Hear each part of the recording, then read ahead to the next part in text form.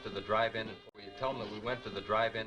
Is this a Jaws ripoff? I think any Sea Beast movie post-Jaws will be considered that. But let's talk about Jaws real quick.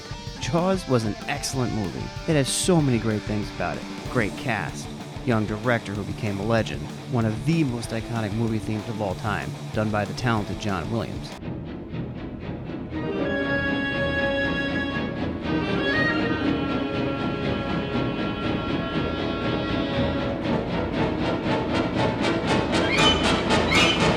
Beautiful cinematography, and it starts out as this horror movie and then becomes an awesome action-adventure flick. I wish I was doing Jaws now. Anyway, Orca, directed by Michael Anderson, was released 2 years after Jaws, on July 22nd, 1977. It was based off the book called Orca by Arthur Herzog.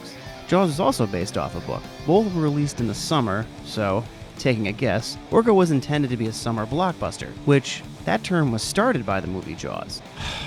I gotta do Jaws at some point. Title screen and credits. Interesting open, painting our monster as a family man. We get a long passage of these two swimming. And this will all make sense later. We see a small fishing boat where we meet most of our main characters. Novak, played by Keenan Wynn, Captain Nolan, played by Richard Harris, Annie, played by Bo Derek, who is banging this guy, Paul, played by Peter Houghton. They are on the hunt for a great white to capture for an aquarium, which will pay big money for it, which they follow over the coast and they see these two diving. This is Rachel Bedford, played by Charlotte Rampton. Any fella dumb enough to go diving when there's a great white...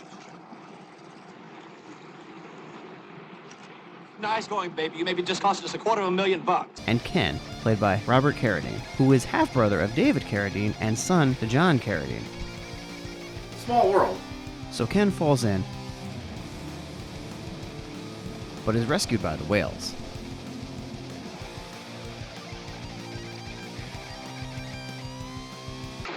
Jesus, what did that?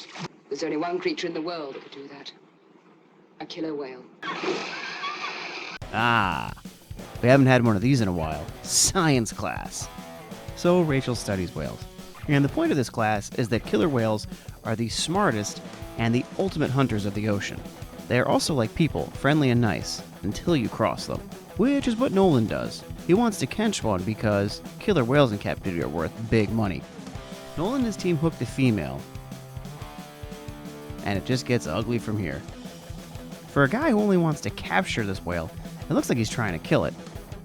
I'm just going to sum up these next couple of scenes for you. They kill the female, who turns out to be pregnant with the male's baby. And the male is pissed. He attacks the ship, and Annie busts her leg, or her foot in the process. You know what we hit? Oh, what? We didn't hit anything. It hit us. They dump the female overboard.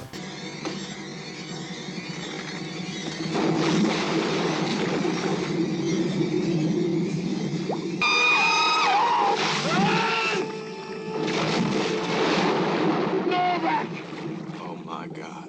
Oh yeah, we can do the death count again. The whale picks Novak right off the side of the boat. And this is where Nolan starts to realize he fucked up. When the dead whale's body washes up on shore, Rachel tells Nolan that he pretty much fucked up bad. And so does this guy, Jacob, played by Will Sampson. He's a local historian / teacher. They also tell him that the whale is coming for him. Nolan kinda doesn't care. Al, played by Scott Walker, who is head of the Fishermen's Union, tells Nolan, "You need to kill this whale. Fishing has sucked ever since you got the other one killed." Nolan kinda just plays it off and says, "Okay, whatever."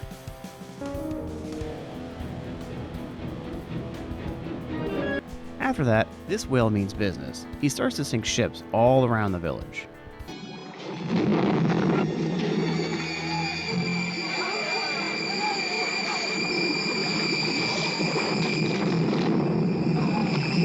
Nolan and Rachel camp out to shoot the whale. Yeah, that's his plan, by using a dummy Nolan. He kinda tells her he lost his wife and baby in a drunk driving accident, so him and the whale kinda have something in common. During their camping trip. The whale goes to wreak havoc on the dock.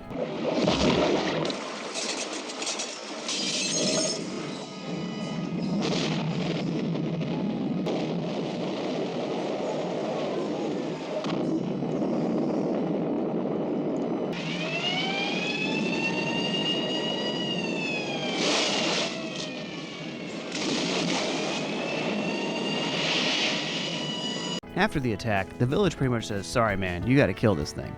They fix up Nolan's boat to hunt down the whale. Okay, that's good enough. Now get that thing into the water. They tell him he needs to sail out at dawn or else. Town's working all night to fix your boat.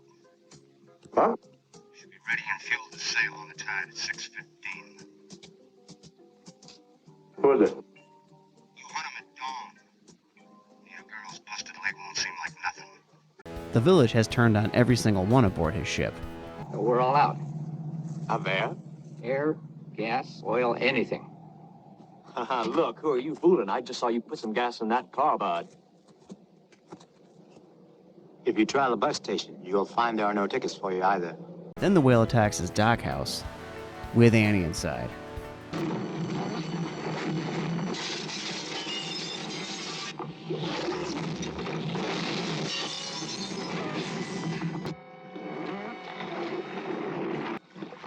Catch this, Eddie. Remember she had that broken foot?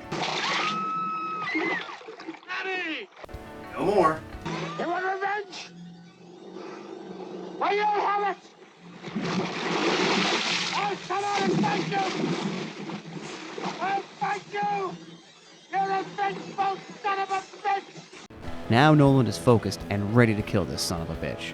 So not to do it again, but like Jaws, the hunt is on. With Annie out and Novak dead, Rachel and Ken and Jacob join Paul and Nolan.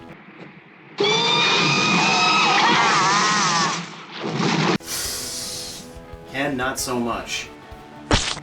The whale leads them up the coast off of Labrador. Well, that's what makes horse races.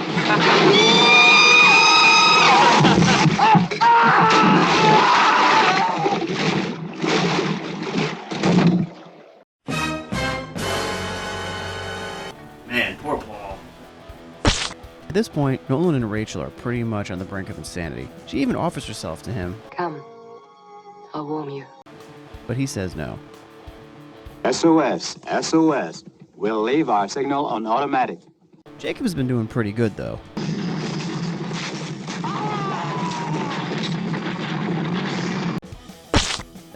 Never mind. The whale sinks the boat and Rachel and Nolan take to the ice to fight. Watch out for wampas. What the hell are you? Jesus, shoot!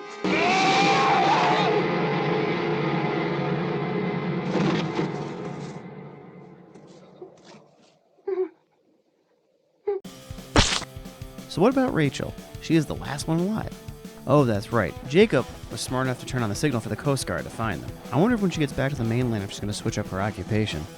This movie is like a combination of Death Wish and Jaws. Come to think of it, this also has a Moby Dick feel to it too. You really do feel for the whale and want him to get back and even with Nolan. Rachel's character is really only the narrator for the movie. She witnesses what's going on, but she really takes no part in anything. There's a little bit of an anti-capturing and killing whales feel to this movie here. I get that vibe from the dialogue between Nolan and Rachel on the beach.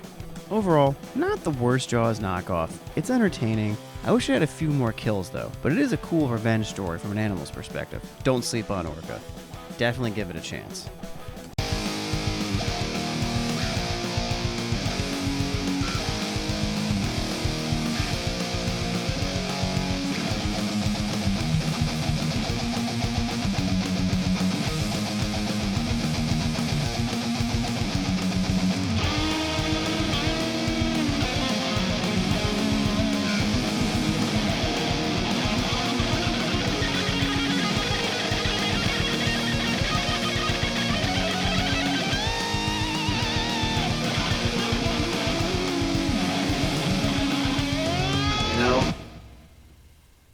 I really should do Jaws.